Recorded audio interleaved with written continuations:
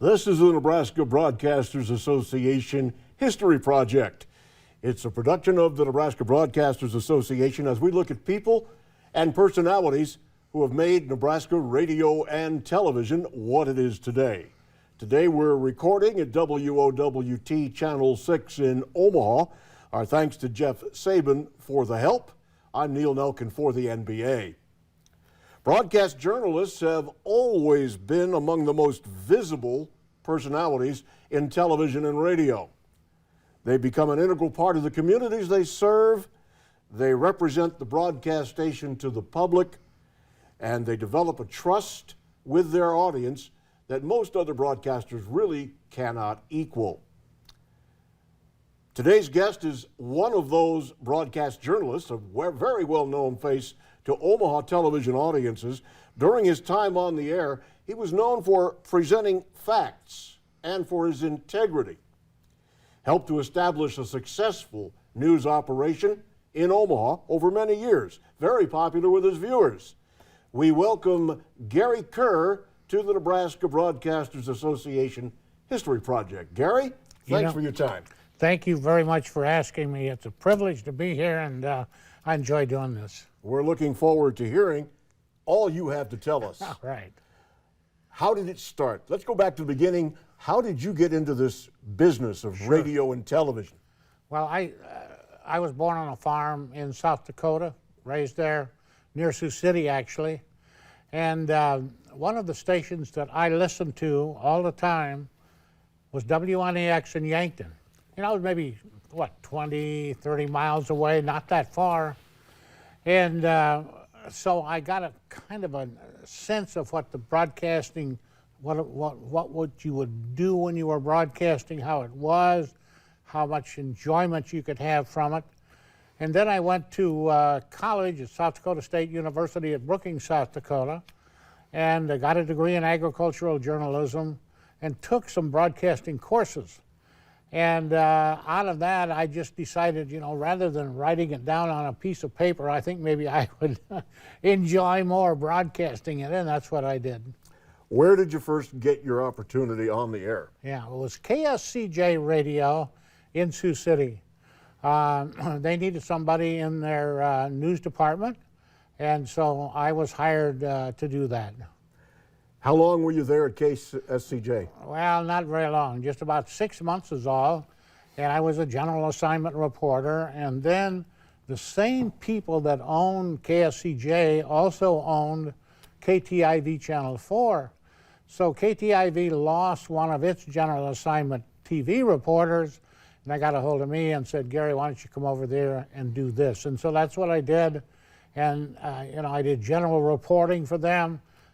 Some anchoring, that kind of thing.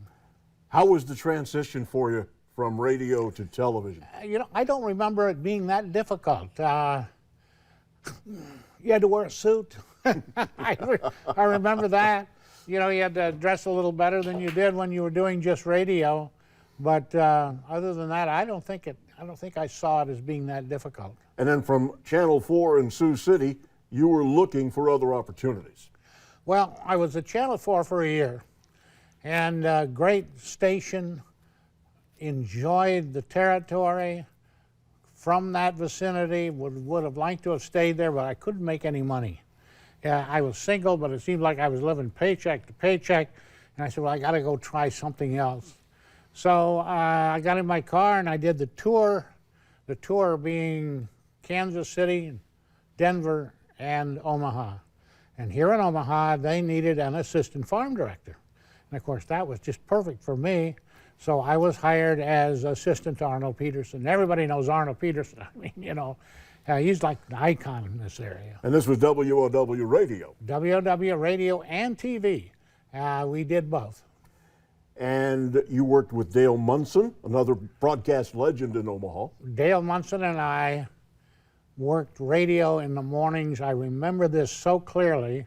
And of course, Dale, he wanted to have fun on the radio. I'm thinking I got to be this more serious guy, right? But Dale says, no, we're going to have fun with you, Kerr. And so I wore, Dale's done, what am I trying to say? to hold my pants up. Suspenders. Suspenders.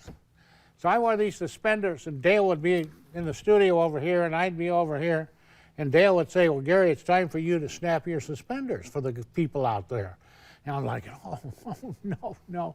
But he got me to do it, and we did it, and we had a lot of fun with it, and people out there enjoyed it. You were a serious broadcast journalist. Well, with Dale, you weren't serious. When you first moved to Omaha, where'd you live? How'd you support yourself? Where'd you stay? Well, I stayed in a kind of a rooming house here in Omaha, and of course, I was making more money then, so it was not that difficult. You told me about a bedroll story in a city park. Well, that was coming out of Sioux City, trying to find another job. I would, I couldn't afford to stay in a motel, so I would stay in city parks. All these little towns along the way had city parks, and I would stay there and roll out my bedroll and sleep the night. Nobody bothered me. It worked just fine. And then I'd get to the big city where I wanted to interview. And at that time, you could go to any YMCA in the country and just walk in the door and shave, shower, and get cleaned up. That's what I would do, and then go do the interview. And then after that, it was on to the next place. So you get hired at WOWW Radio and Television in Omaha. Right. And who are the people you were working with at the time, in addition to Dale Munson? Well, Arnold Peterson, of course. Yeah. Arnold was the farm director, and I was his assistant. And, he was the guy that I worked with day in and day out. I would come in the mornings, 5 o'clock in the morning. I can remember trying to get up. And I'd get here by 5, and then I would have these little segments to do on the radio, farm news, farm events, farm markets, all of that. And then Dale would be in the other studio, and he'd be playing records and that kind of thing. So I would get through the morning, and then it was time to get ready to do noon news. And often I did all of the noon news. I wasn't just the market or the farm person on the noon news. I was the anchor on the noon news. So I'd get ready to do that.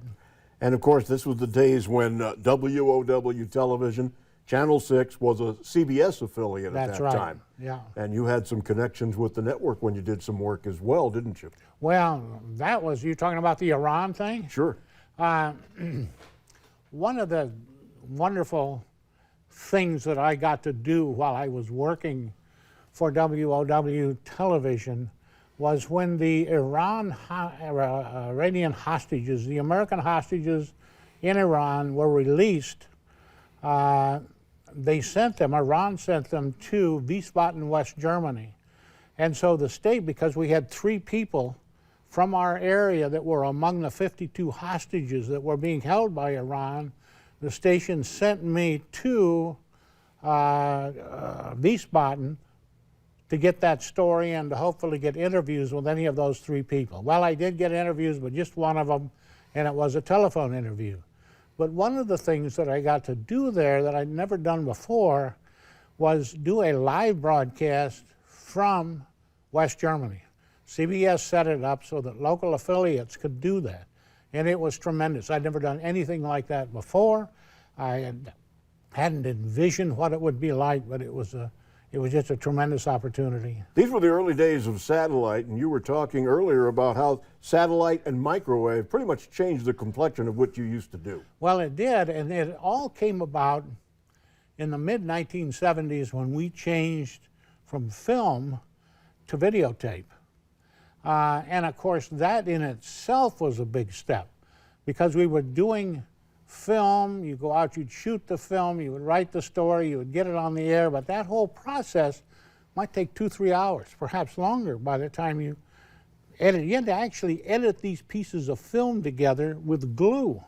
I can remember seeing the guys downstairs, oh, we got 5 seconds left, and trying to get all of this stuff glued together so that the video would fit the words that you had written.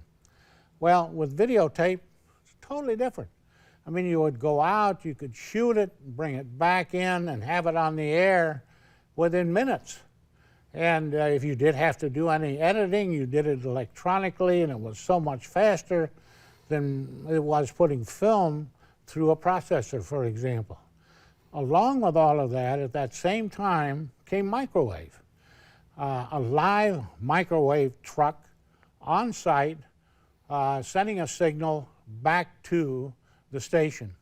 So you could do a story in real time, which they do all the time now. I mean, this is no big deal today, but back then that was really something to be able to do that. And so the microwave changed everything. The videotape changed everything. It was just a big change for television news in general. As a reporter, when you're out in the field doing a story, it helps if you have a great photographer with you. You've had some of the best. I did. Bob Mochler and I did a lot of stuff together. Dave Hamer and I did a lot of stuff together. These were all very good photographers who knew what they were doing and were able to help you put together a story so that it made a lot of sense. Made you look good. Yes. Much easier when you've got the right guy. During those days, you did a lot of work in the field. You had mentioned, in addition to the live shot from Wiesbaden, you took a trip to Normandy. Yeah, that was a documentary. Dave Hamer and I did a lot of documentaries together. And one of them was to find an Omaha man who landed on Omaha Beach on D-Day. And we found that man, and Dave Hamer and I took he and his wife back to the D-Day landing. And they would talk about this together, walking down the beach where he had come ashore and while we taped it. And it made a tremendous documentary. I mean, he's telling her what it was like. I mean, it was really emotional. And it just made a tremendous documentary. You don't see documentaries on that level, especially in local television anymore today. No, you really don't, and I think it has to do with resources. You know, if you went to a station today and said, how many documentaries did you do this past year, I doubt that they could even name one or two, just because I don't think they have the resources anymore to be able to let people go for the period of time that it takes to put together that kind of a documentary. And back then, we had more resources. That means we had more money to be able to do these kinds of things. You mentioned back during the 1980 farm crisis, you guys loaded up a satellite truck and toured Nebraska. Well, you know, this was another change that happened in television that was a big deal. This was in the 1980s. And we were the first station in this market to get satellite trucks. And the satellite truck just meant you go to a location, actually anywhere in the United States, beam that signal up to the satellite, it would be beamed back to the station here. And again, you could be live, you could be real time, but now from anywhere. Well, in the 1980s was the farm crisis. And, you know, there were banks closing all over the country, farms being sold. It's really a big story in local television news just in itself. But along with that, we got this satellite truck for the first time in that same period. And management at the station said, guys, why don't you go out around Nebraska and show the people what kind of equipment that we've got, that we can do this fantastic stuff with this satellite truck. Well, this is during a farm crisis.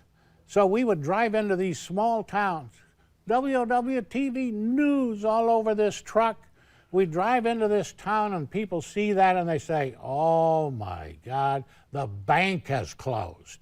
And we got that all across. And we just created consternation in these little towns every time we drove in. You also covered very intimately the presidential bid for Nebraska's Governor Bob Kerry back when he was running in the primaries against one William Clinton. This was 1991, and this was one of the things that I enjoyed most about my stint here and in television news in general. I got to cover a presidential bid by a local person, Bob Carey. So we followed him. You know, he would go to these various primary states and try to get as many votes as he could, and if he got enough votes, then he would stay in maybe the top tier, 2 or 3, top people who still had a shot at doing it. And I remember we ended up in New Hampshire, Manchester, New Hampshire, and he is losing ground. He's losing that second or third place that he had. He's not able to get the money anymore that he needed to have in order to continue this campaign. But he kept going. And he ended up, after New Hampshire, in Sioux Falls, South Dakota. They were going to hold a primary there, and I got the quote of the day. I was so proud of this. I said, Bob, if you got enough money so that you're going to be able to keep going, and he said, well, if you know of a donut sale or something else out there where we can get some money, we'll take it. Tell me about the time you took a woman back to Ellis Island to retrace her steps. Yeah, this was another documentary with Dave Hamer. Dave had these great ideas for documentaries, and he came to me and he said, Gary, we need to find somebody that had been through Ellis Island. Well, you're talking about somebody in their 80s and 90s. We found that person here in Omaha, Rose Bracey. And so we took Rose and her grandson, and this is another case where you get somebody to tell somebody else what it was like, and then we film it while they're doing it. So we took the two of them to Ellis Island, and she walked through everywhere that she had walked when she was 9 years old.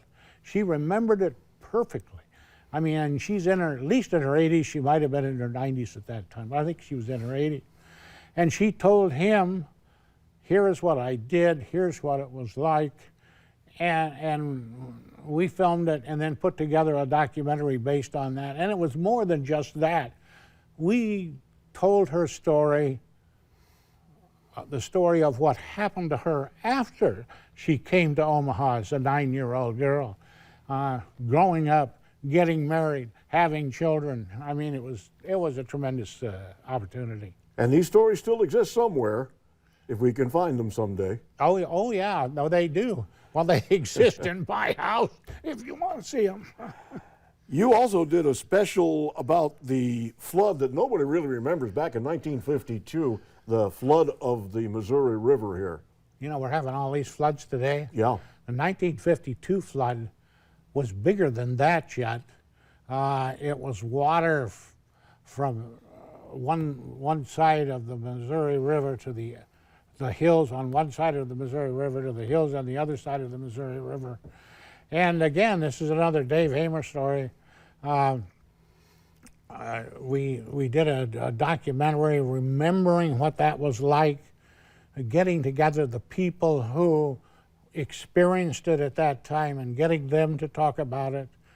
And the best part of all of this for me, and I think for Dave too, was when the 52 flood happened, Edward R. Murrow, who of course is one of the great ones in broadcast journalism period, he had been here and he had done a lot of stories from here during the 52 flood.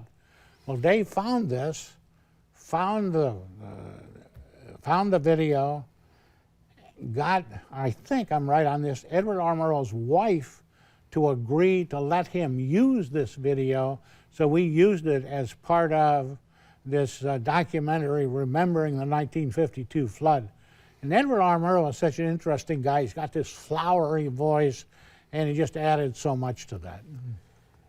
In all the stories you covered in your years here at Channel 6, you said one of the most memorable was that 1975 tornado. Oh, yeah. Who can forget that? You know, it was just snow everywhere. And, I mean, the roads were clogged. People just left their cars. I remember 72nd Street was nothing but one car after another, vacant. People couldn't go anywhere, so they just got out and left. And it took days to get all that straightened out. But yeah, that was really a big story. The 75 snow, and you were talking about the tornado yeah. too. Well, they all happened in the same year, and the tornado was just 3 people killed, and you know, that's a tragedy when you have anybody killed, but only 3 people. I mean, there could have been dozens. There was an elementary school that was just swept off its foundation, and all of the kids had gotten out of there just within a half hour of when that tornado came through. And of course, it went past the hospital on 72nd Street and blew a bunch of windows out, nobody injured there. Swept down 72nd Street 2 blocks from Exarban horse racing. And the stands were full of people. And they stood up and said, wow, look at that. You know, if it had zoomed over and gotten them, there would have been a lot of dead people there. And then went up toward where Creighton Prep is now, and up through that area. It's destroyed a lot of homes. Yeah, yeah. In the course of your coverage, you mentioned a particular court proceeding where an insanity defense was prominent. We got a few of these things out here, and this is one of the things that I'm especially proud of. This comes from the American Bar Association, and it recognizes a documentary that Bob Mochler and I did. I'll give you some background on this. There was, in 1977, a man named Ulysses Cribbs who walked into the Club 89 restaurant in the evening and began shooting. And he killed 1 person and injured 25 others. Well, he was a Vietnam vet, and the judge decided that he was not guilty by reason of insanity. And the community just erupted. I mean, you know, how in the world could you say this guy was insane? He needs to pay for what he did. And so Bob Mochler and I did a documentary in which we took a look at the insanity defense with the idea of showing how, in fact, a person can be insane and not realizing what they're doing and walk into some place like the Club 89 and just shoot up the place. And Ulysses Cribbs was insane. There is no question about that. He, today, I think, is still in a psychiatric ward someplace because he cannot, he might go out and do it again or harm himself, nobody really knows. But this documentary kind of said to people, you know, it's possible. And it's possible that he really was insane. And the American Bar Association recognized what we were trying to do, and that's the award. And that's the one I'm, I think, most pleased about. The gavel from the Bar Association. That's right, yeah, yeah. You've received a number of awards and recognitions over your career. One was the Lifetime Achievement Award at the University of Nebraska at Omaha. And I'd like to just read a little bit from Dr. Mike Hilt when he presented this to you. We watched him tell us the news of the day. We sat glued to the set as he informed us about the Vietnam War, student protests, 75 tornado, farm recessions, prosperity, growth in Omaha during the 90s. Through it all, he did it with a straightforward journalistic style, brought dignity and class to the Channel 6 anchor desk, and in recognition of his fine work over the years, presented you with the 1999 Lifetime Achievement Award. That was a pretty good honor. You know, that was really nice. I so much appreciated that, and I remember that night so well. You know, it's nice to be recognized by people who have done the same thing that you've done or have maybe taught people, and it just really felt good to be recognized that way, and I just really appreciate it. It was quite an honor, just one of many, including this one, from the Associated Press broadcasters, Nebraska Associated Press broadcasters, to Gary Kerr. That was a pretty important award, too. Special recognition for your outstanding contribution to Nebraska television, and that's another one that really feels good, one that Looks good I next to you. appreciate. following your stint at Channel 6, you got pretty heavily involved with the Omaha Press Club. Yeah, you know, it's my belief that a press club should be involved in presenting the issues of the day, people, subjects, that kind of thing. And so I became chairman in 1999. I just left this job within the past few months. Chairman in 1999 of the Press Club Education Committee. And the one thing that we did was do monthly noon forums involving all kinds of people, all kinds of issues. And we did that for 20 years, and it continues on under a new chairman today. But yeah, I have been involved with the Press Club for a long time, and I've really enjoyed it. One of the ceremonies at the Press Club is the face on the barroom floor, of which you are one. I have been stepped on many times in the barroom floor. That's another, for people who don't know, face on the barroom floor is a real honor. And it was really an honor for me to get that. You also take a community role that nobody knows about, or at least didn't at the time, but people that live and drive through Dundee notice the flowers on the lampposts in Dundee. I don't know where you found out about that. Somebody takes care of those. Yeah. Who would that be, Gary Kerr? Well, I used to go out and water those baskets. Sometimes I water them at 4 o'clock in the morning. I only did that for a few months. I said, I can't do this anymore. We got to start doing it later, so we did. But yeah, I helped take care of the flower baskets. That's one of those neighborhood projects that is just known all over the city, and people see it as something that's really good for the neighborhood, and it's something that I took part in for a long time. You've been a big part of Omaha. Omaha's been a big part of you. Well, and I've enjoyed all these years. I didn't think, frankly, when I came here in 1964, that I would still be here today, but that's the way it worked out.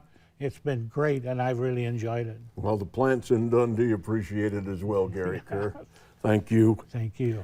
Our thanks to Gary Kerr for his part in the history of radio and television in Nebraska.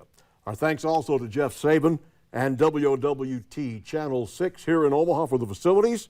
For the Nebraska Broadcasters Association, Executive Director Jim Timm, President Emeritus Marty Riemenschneider. For the NBA History Project, I'm Neil Nelkin.